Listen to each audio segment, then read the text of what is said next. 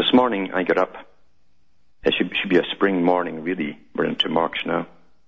And there's a sunny sky with this mush everywhere, this sprayed mush with the trails across the sky crisscrossing from the jet planes in a little place near Sudbury, where I think 2 aircraft come in per day to the little airport there. And that's about it. However, it's all these aircraft spraying back and forth in your spray patterns, and everybody's wheezing. Everybody is wheezing with this chemical mush that's coming down from the skies. No one's going to talk about this. It's like the global warming fiasco. It's a mandate, and they're going to go through with it, regardless of all the evidence to the contrary. They're going to go through with it to control the world. Well, it's the same with this spraying. It's a mandate, and no one's going to touch this in mainstream media.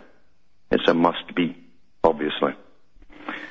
And apart from all the effects on the weather and our health, which is disastrous in itself, I'm sure it's also quieting the people, you might say, because people are somehow drugged today. There's no doubt about it. They're not reacting to the situations around them, the situations which are now overwhelming in controlling their lives.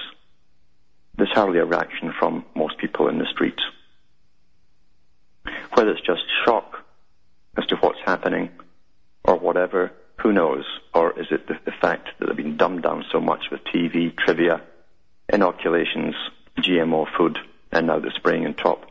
We'll never get to the bottom of all of it. But people are certainly not reacting the way they should be to what's happening in their surroundings, including what's right above their heads. It's astonishing.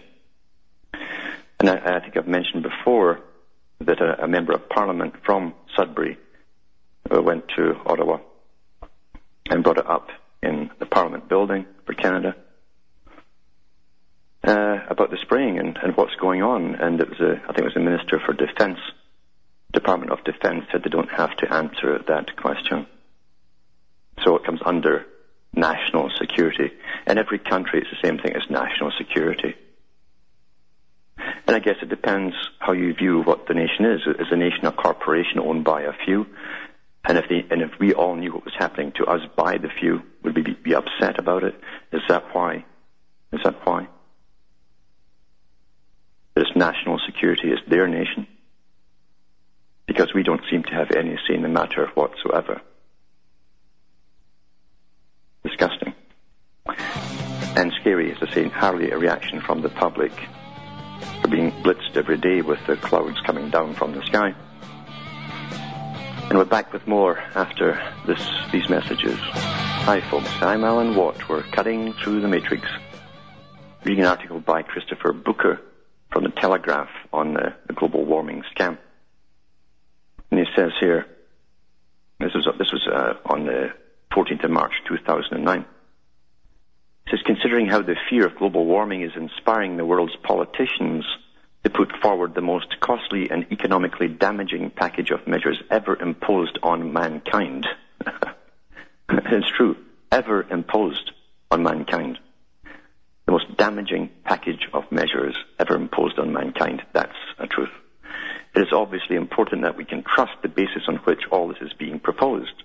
Last week, 2 international conferences addressed this issue, and the contrast between them could not have been starker. The first in Copenhagen, billed as an emergency summit on climate change and attracting acres of worldwide media coverage, was explicitly designed to stoke up fear of global warming to an unprecedented pitch. And one of the organizers put it, this is not a regular scientific conference. This is a deliberate attempt to influence policy. Well, that's exactly what it was. And who funds all this? We guess. The big boys again, the big foundation boys that own the United Nations.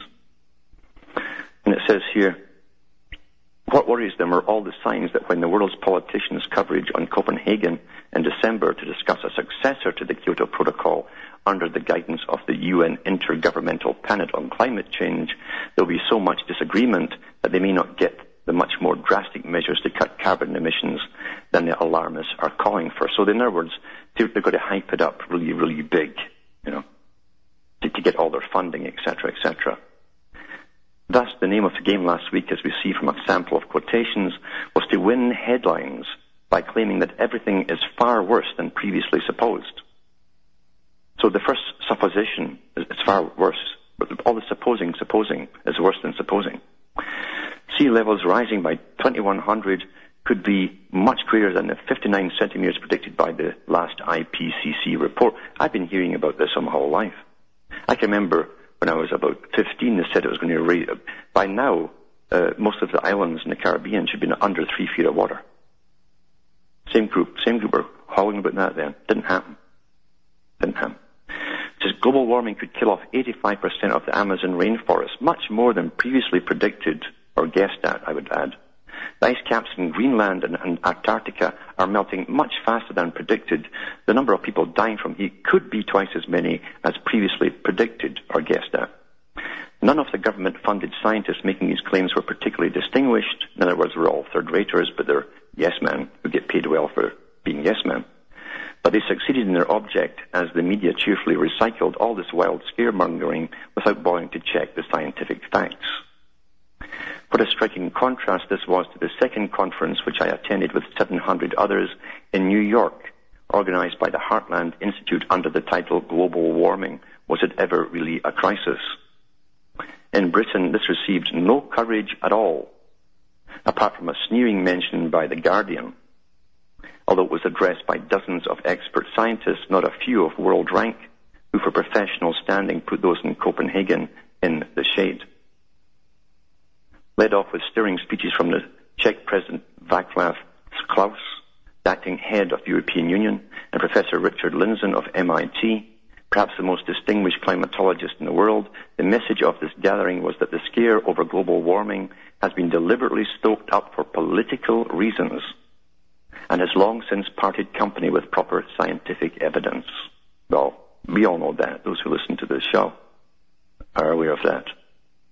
Nothing has more acutely demonstrated this than the reliance of the IPCC on computer models to predict what is exactly going to happen to global temperatures over the next 100 years.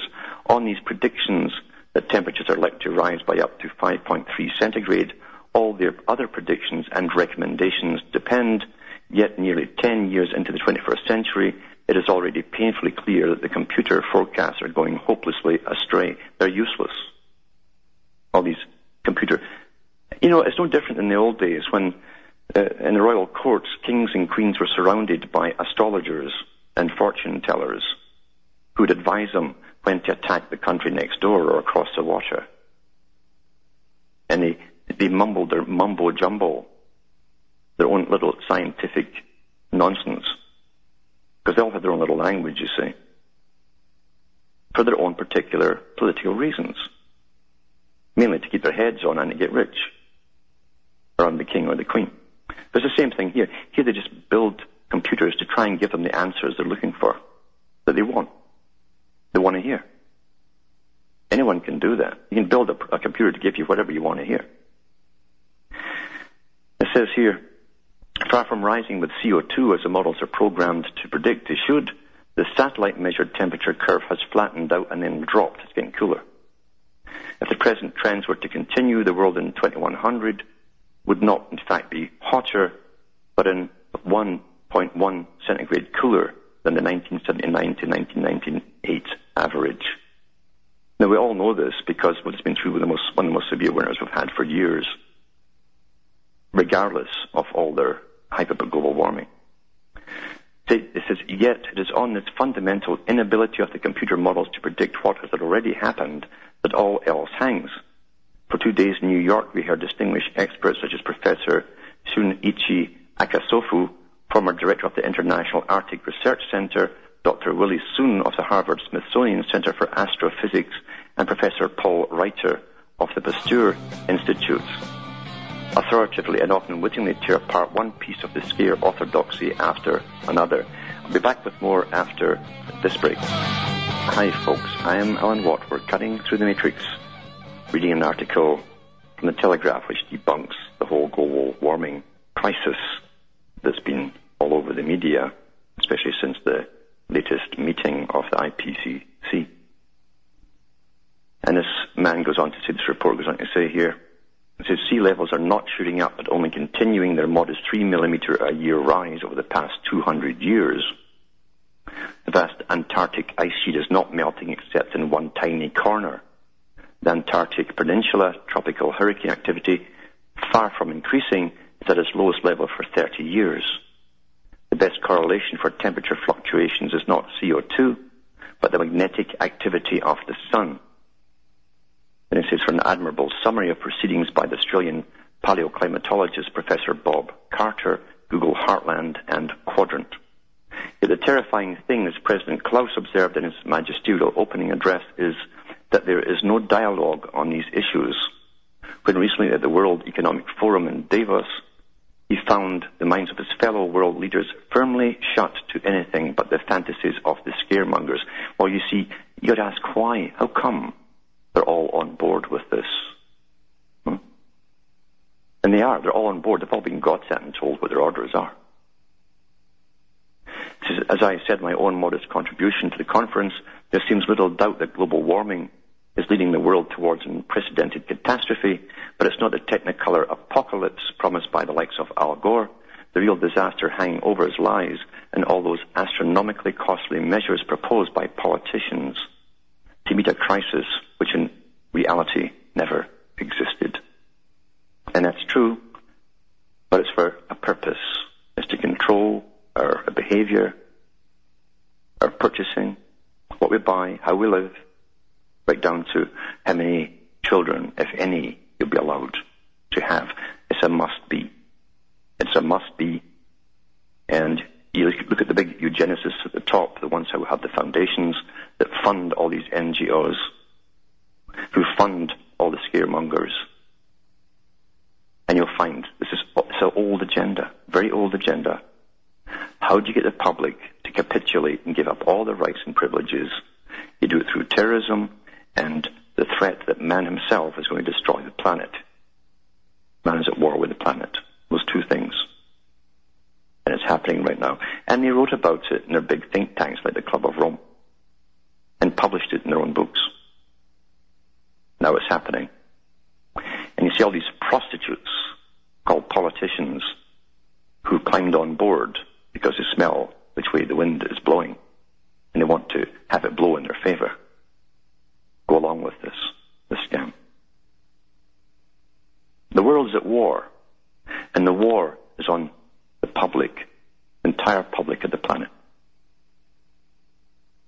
And out of it you'll have a totally controlled society by a group of private corporations that will own the resources of the entire planet. It's happening right now.